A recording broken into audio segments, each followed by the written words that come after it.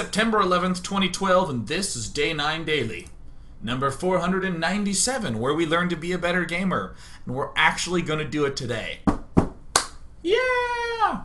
I'm going to be talking a little bit about the Swarm host in Zerg vs. Terran. And I almost feel that that is slightly a misleading title because the beta's been out for... God, is it just 1 week now? Just a week it's been out. So no one really knows. There's tons of experimentations going on, when to get it, and all that good stuff. So what we're going to be looking at today is some cool uses of the Swarm host that aren't just, derp, I have Swarm host, how do they function now that I have them? It's going to be a lot more about the getting the Swarm hosts and the step past the Swarm host, much like we would have other transitionary elements. But we're going to talk about that in a bit. Daily's actually starting slightly late today if you're watching live. And if you're watching archive, you might be wondering why the hell I bring it up. It's because the IGN Pro Team League between Team Liquid and Team EG just occurred. And I wanted to wait till it was finished. I won't spoil the results, but absolutely 100% go check it out because that match kicked ass. Yes. Caffeine is what makes me interesting. It's where all my insight comes from, but don't drink too much or your head will just hurt. I found this out as a youth trying to enter into tournaments. I need to focus really hard in this tournament today. Drink like 3 cans of whatever energy drink they had there, and I would get like... and it was my own fault. But just a little bit of time, just a kiss of caffeine every now and again. Fantastic. Any announcements to make? I feel subscriber mono battles this Sunday, 6 p.m. Pacific on the North American server. There'll be a Euro one happening soon, so don't worry now that I'm in town for 2 whole months. Yeah! I'm going to be doing all sorts of fun things. Also, Fun Day Monday next week. I am the test subject. You are the dictators of what you want me to do. For the 500th episode of the Day 9 Daily, I'm going to let you torture me. Yay! Going to have a lot of fun with that one. And also, there's a Magic Grand Prix coming up in October. A team tournament. I'm basically going. You can't stop me. I'm getting that fix. I'm getting that itch. Ah, yes. And of course this morning I asked, what Magic card name represents your love life? And people were hilarious. People, what were some of the good ones? I actually want to read some of these good ones. Those are amazing. What Magic card name describes your love life? People are like, what about you, Sean? And I was like, duress. Adam says, cower in fear, terrifying presence, suffocating blast, journey to nowhere, phage the untouchable. This is my favorite one. Planes. Plane. That is so awesome. Alright. And my friend Joey asked if, what did he say? He asked if Hopeless Abyss or Friend Zone is a card. That would be great. Oh, wow. Whew. Let's talk about Zerg vs. Terran a little bit. Now, very often when people are discussing strategy in an RTS game, they think of it in terms of the unit and what the unit does with its existence. Like, an Immortal. They say, what's an Immortal good for? Well, when you have Immortals, it's good at killing roaches. And there's actually an issue in logic that I'm stating in there, intentionally so, which is this notion of, now that it exists, what is it good for? You can't exactly make your opponent build roaches and force your Immortal to be good. And if your opponent has roaches and you don't have that Immortal, you shouldn't be thinking, well, time to get an Immortal, because very often it's too late. You have to have the timing of when your Immortal pops out line up with the timing of when his roaches pop up. So very often there are units that serve as little stepping stones to be able to do the next step in your gameplay. Getting Hellions out at the start of a Terran vs. Zerg gets space control. It allows you to step into mech or step into marine tank. Opening up with a whole bunch of sentries and immortals, and then expanding to a third in Protoss vs. Zerg. and then transitioning to the more zealot stalker focus. It's a step along the way. With the Swarm Host coming out, a lot of people are doing the whole, dude, now that I have Swarm Host, I can kill tanks there and kill Marines over there and defend these expansions every which way. But what I'd like to think of it more as, in what circumstances is this Swarm Host a stepping stone? And also, as a result, exploring ideas like what are ways to get the Swarm Host, like everything leading up to it, and then, of course, everything after the Swarm Host. What do we do now that we have it? Good stuff. So without any further ado, I want to hop into this game, and extra special shout out to Root Cats, who helped provide me some games, provide me some of Root Slush, some just private in-house practice games, because I was looking for some replays, and of course Chef, per usual, contributes. So thank you very much, Team Root. You're very, very kind to me, helping make my life easier. This map is called something. I still just cannot remember the names of any of the maps in Heart of the Swarm. And in the chat, I see people talking about me needing a haircut. Yes, it's time to go to Salon 11. It's time to get myself prettified, because right now I have a hair shroom. So, of course, the Team Root, per usual, has always been a friendly, talkative bunch. They're one of the tight-knit teams. Very cool to see a whole bunch of friends who dedicate themselves to the game performing well. And of course, they're pretty much all on the beta.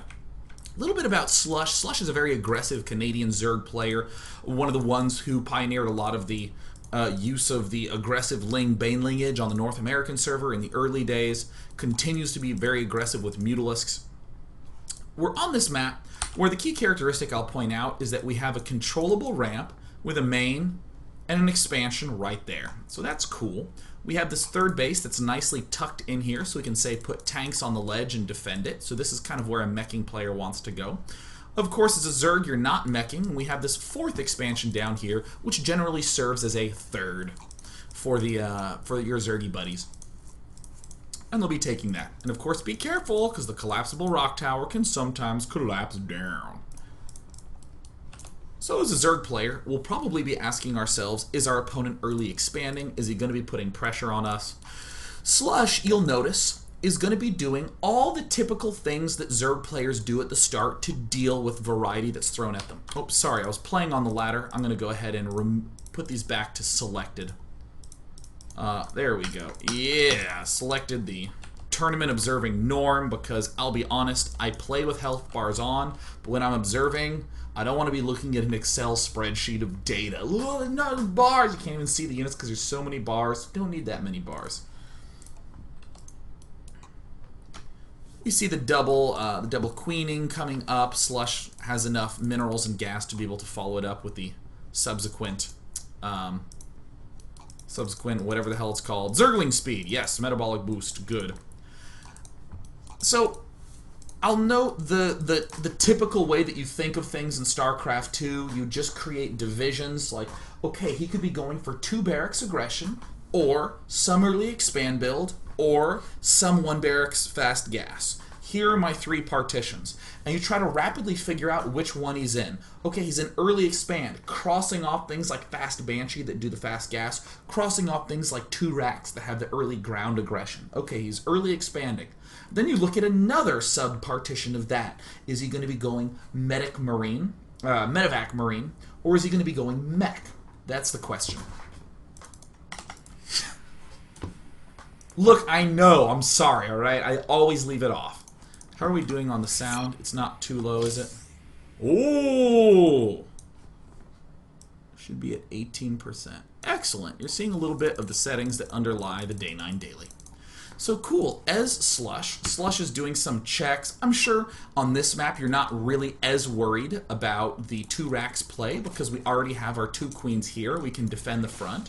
We're pretty much untouchable at the start of the game. So the question really remains, is he going mech, or is he going to be going medic marine? Or is he going fast gas? Those are really the considerations for Slush at this point in time. And he's literally just going to come up here and realize real quick, oh yeah, my opponent's meching. Meching because this is a super frickin' late factory. This is like as late of a factory as can be. While still going for while still trying to get it as early as possible. So this has to have been an orbital command. So again, if we're reading our opponent at 6 minutes, if we see a factory just getting started with production, he's early expanding or he's awful. Always a consideration. Ha.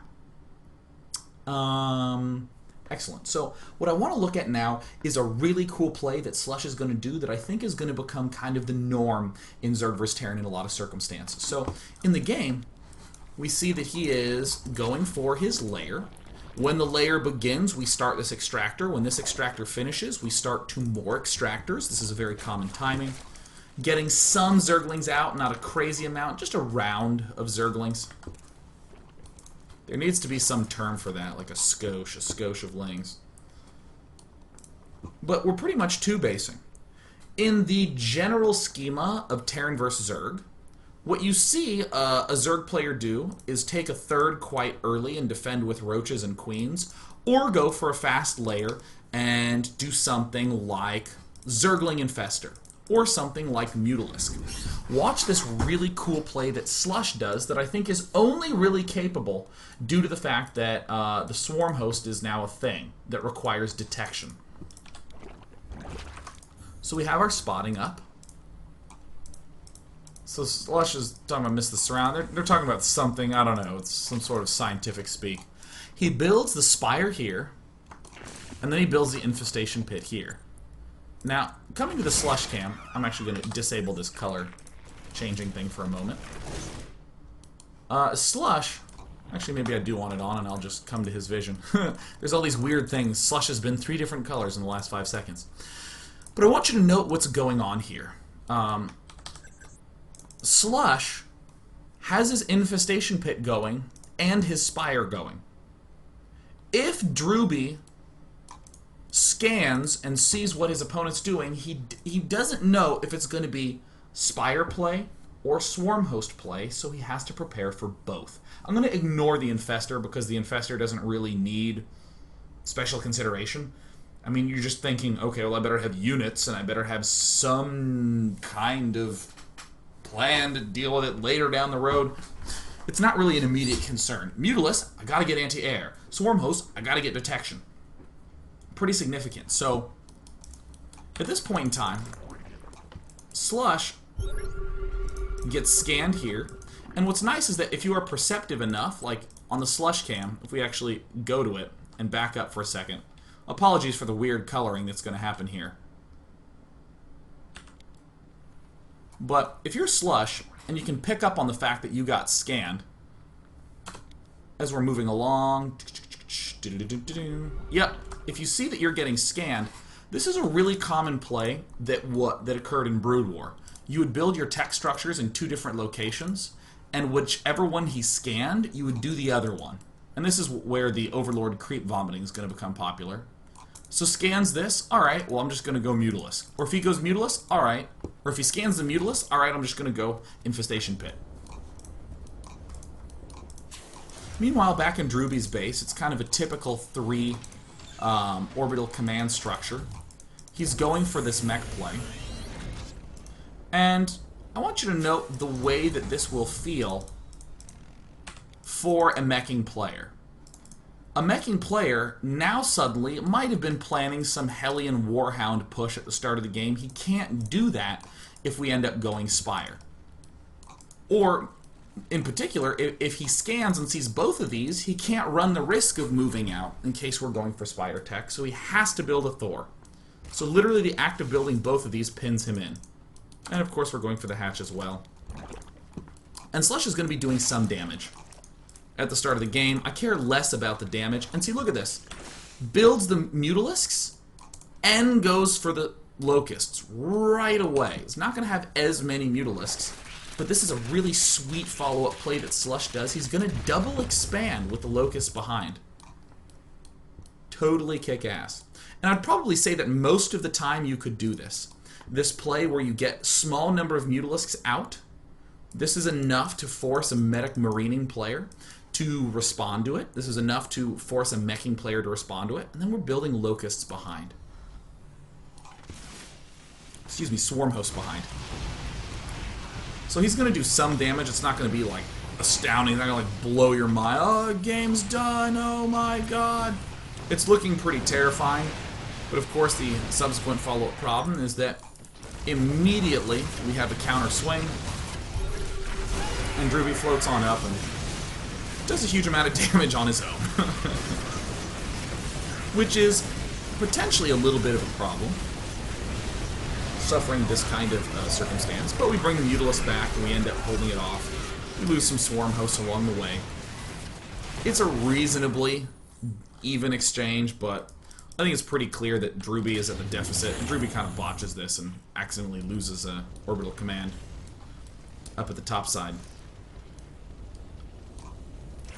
But this is what I'm going to do for the next little bit of time. This is what I'm going to do. I'm going to point out what's going to occur in the next 5 minutes or so, and how it looks in the game. And then I'm going to rewind back to that battle moment. We have some cool Widow Mine usage. Just ripping down those Mutalisks. Manages to barely save it, but this is what we're going to see. Slush proceeds to expand a lot and use just Swarm Hosts for defense. I am going through this quite quickly. I apologize for any dizziness that ensues, but if you didn't get dizzy playing Portal, you probably shouldn't get dizzy at this moment in time in the game. But look at this. Drones, Swarm Hosts, and that's it. Look, defensive Swarm Host, a little bit of a pokey Swarm Host. Trying to secure these expansions, building more. And as we speed up, it just takes this expansion, which is something Slush intended to do a lot earlier. Now in the Units tab, we see this is a bug where the unburrowed Swarm Hosts and burrowed Swarm Hosts show up as different things. But look at this. Overall, nothing much going on. But there's a lot that's been going on in the drone count. Our upgrade count should be a little higher, but of course we suffered a little bit of a defeat earlier on when we lost all our stuff. But we've effectively shoved back any sort of issue by doing this rapid transition to Swarm Hosts and just expanding a lot. And this is kind of cool. What Slush is going to be doing in this game as a follow-up play, and look, he's expanding yet again. I think this is quite a risky expansion, given how quick Warhounds are in this game. But look at this. This forces Druby back. He can't really do these big aggressive pushes unless he has a clear answer for this play from Slush. And what does he do is he's taking all these expansions, no macro hatches. He just gets his Hydralisk Den, gets the muscular augments, and then this is the final play. So in other words, the Swarm Hosts were a stepping stone to get all these expansions up, to safely get up to Hive, and then to flood out with a bunch of Hydralisks, which integrate very nicely with the Swarm Hosts. As you see, the Locust there absorb most of the damage. Slush just sort of rearranges himself, not being too apeshit with the Swarm Hosts, keeping them at kind of a conservative distance, blah, blah, blah. It's just an excellent little play. Swarm Hosts pop out, can cut up with the Swarm Hosts here. They don't do it, but they should be doing it. At this point, there's not much that Slush can really do wrong. He was in pretty much good condition. And look, we've now secured this spot. And when we puke some more Swarm Hosts, we can unburrow, burrow, and then get our Hydralisks into position. In the supply count, we see 37 Hydralisks. Not something that we normally see. But, per usual, Hydralisks are known for their high DPS. So they DPS everything. Everything gets DPS'd. So what I want to conclude with is I want to come back to this moment here that excites me quite a bit when the Mutalisk gone in yet? No. Alright, cool. Look at this moment where we're killing this stuff off. Imagine if we had built a bunch of Spine Crawlers right now. We just threw Spine Crawlers down. Or if we had built some extra Zerglings. I probably wouldn't lean in the Zergling-ish direction. I'd probably lean more towards the Spine Crawler-ish direction. Here's the mobile army. But this moment when we run in, we're seeing that if we'd started Spines at 10 minutes as our Mutalisks were moving out, when this counterattack happens, we would have, I'll actually show it, we would have 4 Swarm Hosts and Spine Crawlers done. I mean, look at the money here. That's 1,300, 600.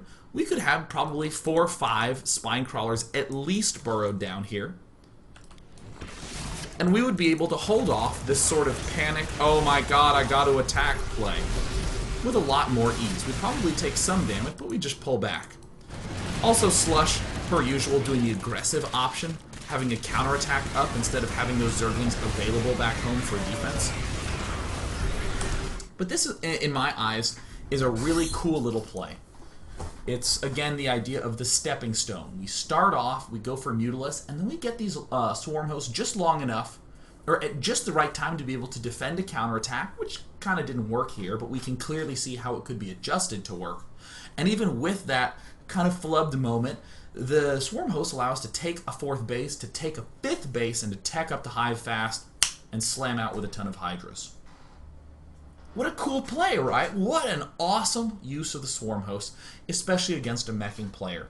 I would envision that against a Marine Maraudering player, things would have to be a little bit different, right? You would probably have to adjust our build a decent bit, but let's be honest. If we're going 2 base, and we do the exact same play, where we get our Mutalisks up fast and go to the Swarm Host, this is really no different than what Zergs are doing with Infestors, where they go for the Spire and Infestation Pit, and then they get the Pathogen Glands, send out 7 or 8 Mutalisks, and immediately transition into Ling Infestor. So in my eyes, suddenly 2 options emerge. Given that we have a good setup against a mech, what happens if we see Marine Medivac?